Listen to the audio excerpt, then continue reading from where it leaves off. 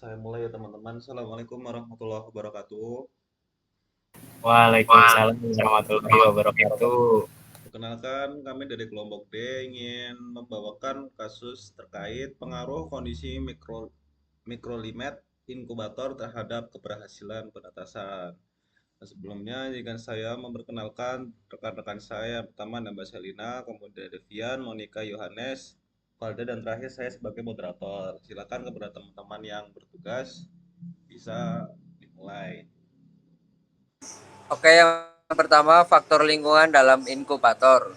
Faktor lingkungan dalam inkubator memegang peranan penting dalam menentukan keberhasilan proses penetasan telur atau pertumbuhan mikroorganisme. Suhu, kelembapan, ventilasi, dan kebersihan merupakan elemen-elemen kritis yang harus dikontrol secara ketat. Suhu yang stabil biasanya disesuaikan dengan jenis telur atau mikroba yang diinkubasi. Sangat penting untuk memastikan perkembangan yang optimal. Selanjutnya, perbandingan hasil dari mesin tetas 1 dengan mesin tetas 2. Yang pertama dari suhunya. Suhu pada mesin tetas 1 itu 36,5 derajat Celcius. Mesin tetas 2 yaitu 37,5 derajat Celcius. Nah, suhu pada mesin tetas 1 ini di bawah optimal. Dan mesin tetas 2 ini termasuk dalam suhu yang optimal. Lalu kelembapan pada mesin tetas 1 itu 60%, mesin tetas 2 yaitu 70%. Jadi yang 60% ini optimal ya, karena kelembapan yang optimal itu 50-60%. Terus umur induk. Nah, pada mesin tetas 1 ini menggunakan induk yang berumur 24-30 minggu yang masih muda. Mesin tetas 2 menggunakan induk yang berumur 32-40 minggu, yang berarti sudah memasuki reproduksi yang matang. Lalu pada mesin tetas 1 dan mesin tetas 2 sama-sama menggunakan seks rasio 1:10. Untuk pengaruh induk dan telur terhadap penetasan itu untuk mesin tetas 1 itu menggunakan induk ayam yang berusia 24 hingga 30 minggu yang berarti induk tersebut berada pada fase awal produksi sehingga akan menghasilkan telur yang cenderung berukuran kecil, kemudian memiliki nutrisi yang terbatas untuk embrio dan kualitas cangkangnya belum optimal. Hal tersebut yang beresiko menyebabkan perkembangan embrio tidak maksimal dan meningkatkan kematian embrio.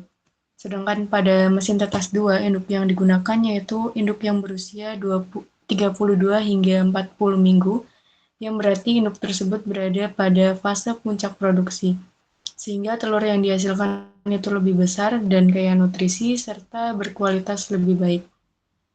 Hal tersebut yang mendukung perkembangan embrio yang sehat dan menurunkan tingkat kematian. Interaksi kualitas telur dan mikrolimat inkubator. Kualitas telur yang dipegang penyimpanan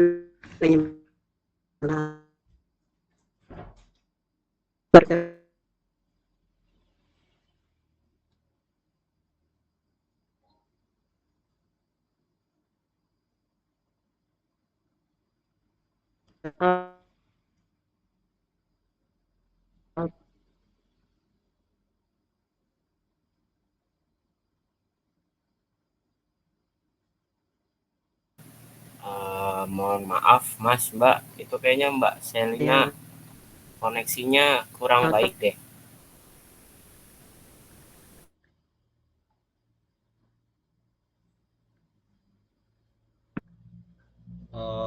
Aku jelasin aja ya teman-teman buat interaksi kualitas telur dan mikrolimat inkubator.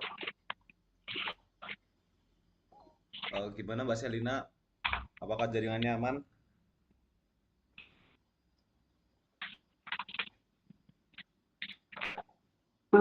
sinyalku. Yaudah aku lanjutkan ya teman-teman. Buat kualitas telur yang dipengaruhi oleh genetik pakan dan penyimpanan sangat menentukan perkembangan embrio. Mikrolimat inkubator terutama suhu 37 derajat sampai 39 derajat dan kelembapan 60 derajat sampai 70% derajat.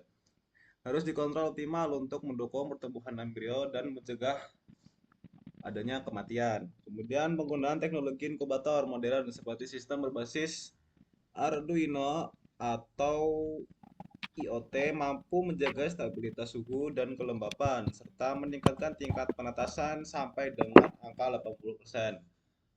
Keseimbangan antara kualitas telur dan kondisi inkubator tidak hanya menghasilkan anak unggas yang sehat, melainkan juga meningkatkan efisiensi dan produktivitas peternakan.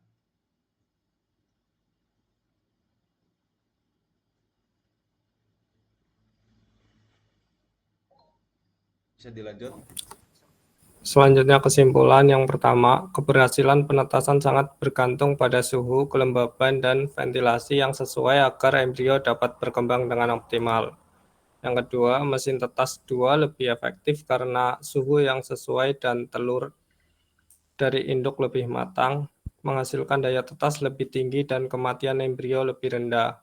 Yang ketiga, induk yang lebih tua menghasilkan telur berkualitas lebih baik sehingga mendukung perkembangan embrio dan hasil penetasan yang lebih baik. Dan yang keempat, kualitas telur dan pengaturan suhu atau kelembaban saling mendukung. Pengelolaan mikroklimat yang tepat meningkatkan hasil penetasan dan kualitas anak ayam.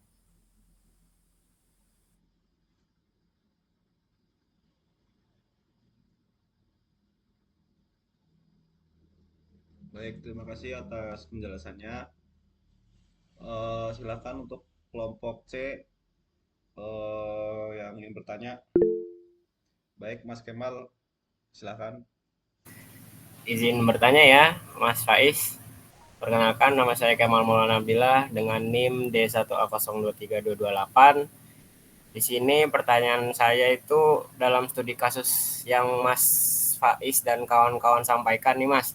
Dikatakan mesin tetas 2 lebih berhasil karena induknya lebih tua. Nah, pertanyaannya apakah menurut kalian mesin tetas 1 bisa mencapai hasil yang sama jika telur dari induk tua digunakan meskipun suhunya lebih rendah? Sekian. Terima kasih, Mas. Baik, terima kasih atas pertanyaannya untuk Mas Kemal. Untuk pertanyaan kedua, silakan dari kelompok C.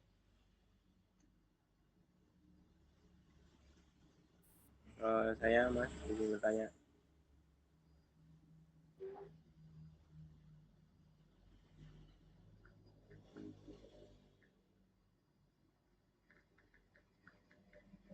Tadi kan disebutkan tentang teknologi IoT dan Arduino Uno ya. Nah, bagaimana pendapat kalian tentang penggunaan teknologi IoT atau Arduino untuk inkubator di level peternakan kecil? Nah, apakah itu realistis dan implementasinya itu di lapangan bagaimana? Baik, terima kasih atas pertanyaannya dari Mas Kiki. Eh, izin saya menjawab dari pertanyaan Mas Kemal terkait apakah menurut kelompok kami mesin tetas 1 bisa mencapai hasil yang sama jika telur dari induk tua digunakan meskipun suhunya lebih rendah. Jadi jawabannya meskipun kualitas telur dari induk tua lebih baik, suhu inkubasi tetap menjadi faktor kunci utama. Suhu yang terlalu rendah seperti pada mesin tetas 1 sekitar antara 36,5 derajat Celcius tersebut dapat memperlambat metabolisme dari embrio bahkan jika nutrisinya cukup. Nah, jadi meskipun telur dari induk tua digunakan, hasil penetasan kemungkinan masih lebih rendah dibandingkan suhu optimal. Nah, kemudian kombinasi suhu ideal dan telur berkualitas adalah yang paling menentukan dari kualitas telur tersebut. Bagaimana Mas Kemal? Apakah menjawab? Menjawab, Mas. Menjawab. Terima Baik, kasih. terima kasih. Untuk selanjutnya, pertanyaan selanjutnya bisa dijawab oleh rekan saya.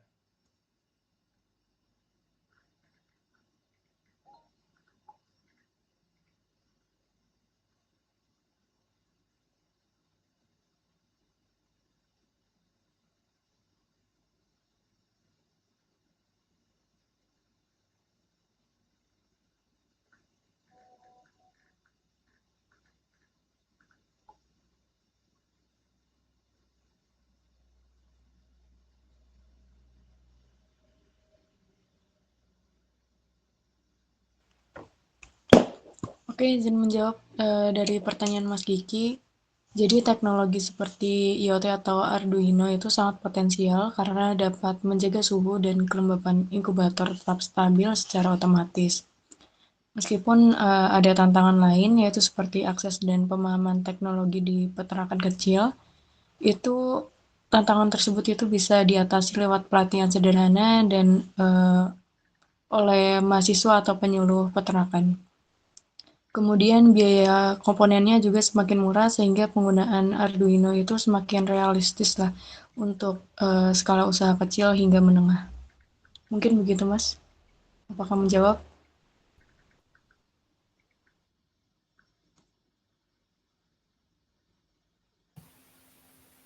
Boleh itu nggak? Boleh nanya satu lagi nggak?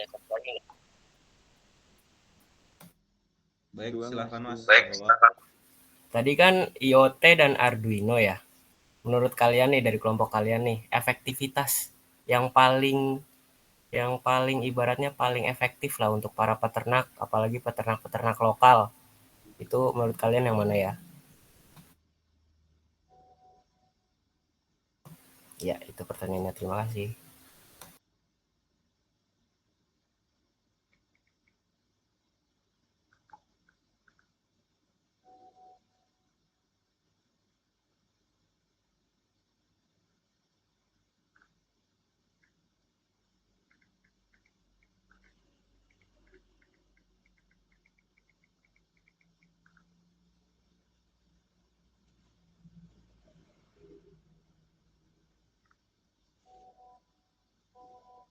Maaf Mas Kemal, bisa diulang bisa diulangi pertanyaannya?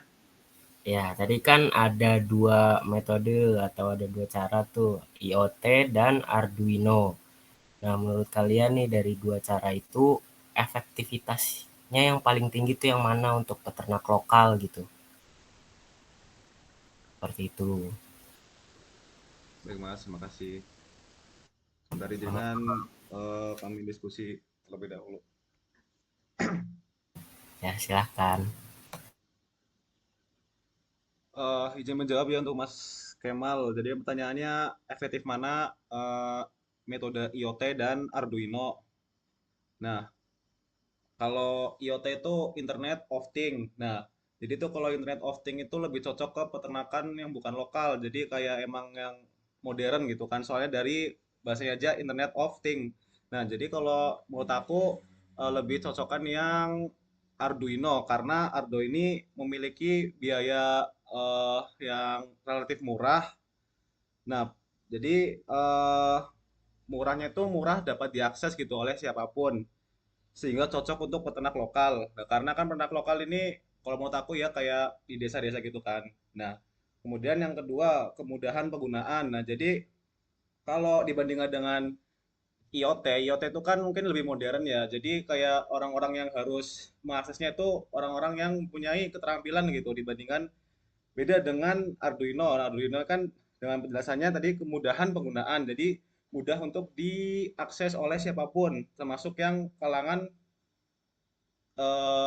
berarti tua lah ya, tua lah. Nah, kemudian terkait fleksibilitas. Nah, Arduino dapat digunakan untuk berbagai aplikasi seperti pemantauan suhu, kelembapan, dan kualitas udara. Paling gitu aja sih, Mas, kalau menurut saya. Berarti untuk jawabannya Arduino yang lebih unggul ya Mas ya, efektivitas. Iya, Oke, Mas. terima kasih banyak Mas. Sangat menjawab. Oke. Terima kasih banyak. Mungkin eh, terima kasih atas pertanyaannya dari kelompok C. Kami kelompok D izin eh, menutup forum.